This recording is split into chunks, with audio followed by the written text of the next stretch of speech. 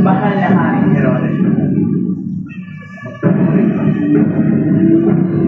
Narito ang isang pinadala sa mga gobernador ng Judea. Dala nila ang pinatawag nilang Jesus ng Nazareth. Si Jesus. Nazareth.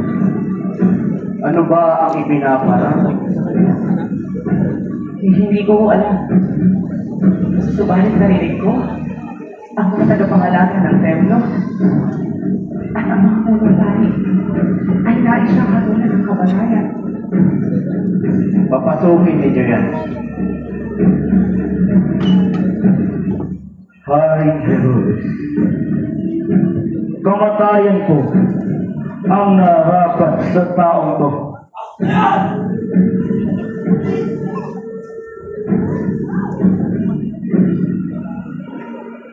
Haring Herodes, maraming himala ang kanyang ginawa at ang kanyang mga aral ay maaaring magudyok at pag-imagsik sa ating bayan.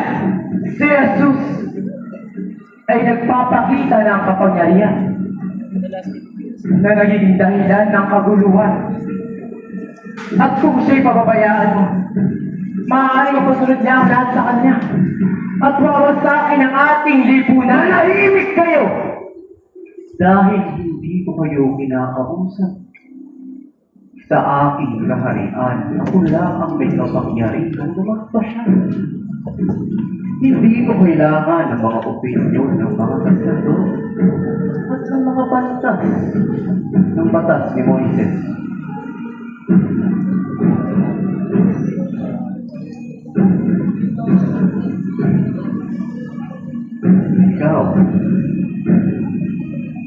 Ikaw, na sinasabi, ari ng mga Hudyo. Walang galang na Jesus ng Nazareth, sapagkat hindi ko alam na ganyan pala dapat ang itsura ng isang mahal na hari.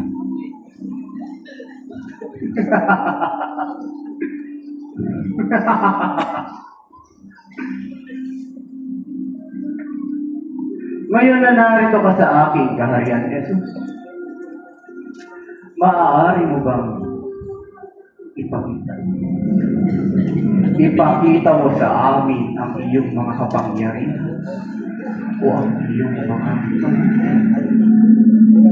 Alibin mo ko, Jesus. Alibin mo ang iyong hari! Gamit ang iyong mga salamangka, ipinapakita sa iyong mga pinapagaling. Gusto kong makakita ng bulan na nakakakita, ng pilay na nakakalakad, o kaya sulit na gumagaling. Ngayon, Jesus, patunayan mo sa amin na isa kang tunay na hari.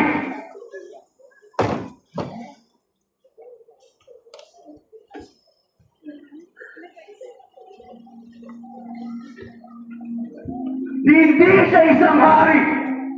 Isa lamang siyang baliw. Baliw na nag-aahalang siya'y may kapangyarihan at isang tulad ko na hari.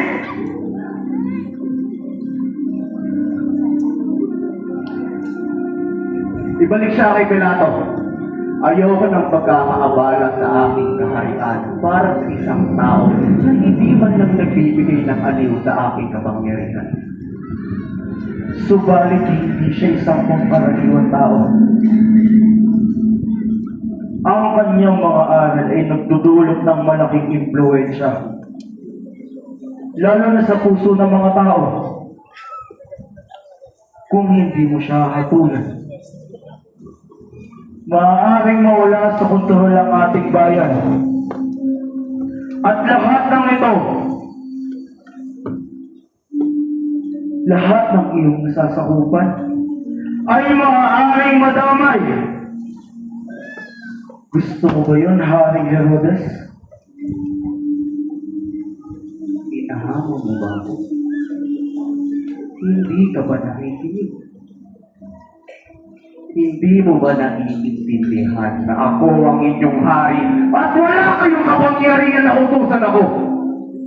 Hindi ako matatakot sa isang hari na wala man ng mga sundalo. Ibalik na siya kay Pilato upang siya ang sumiyasat sa inyo mga kaibigan. Paalisin na yan dito!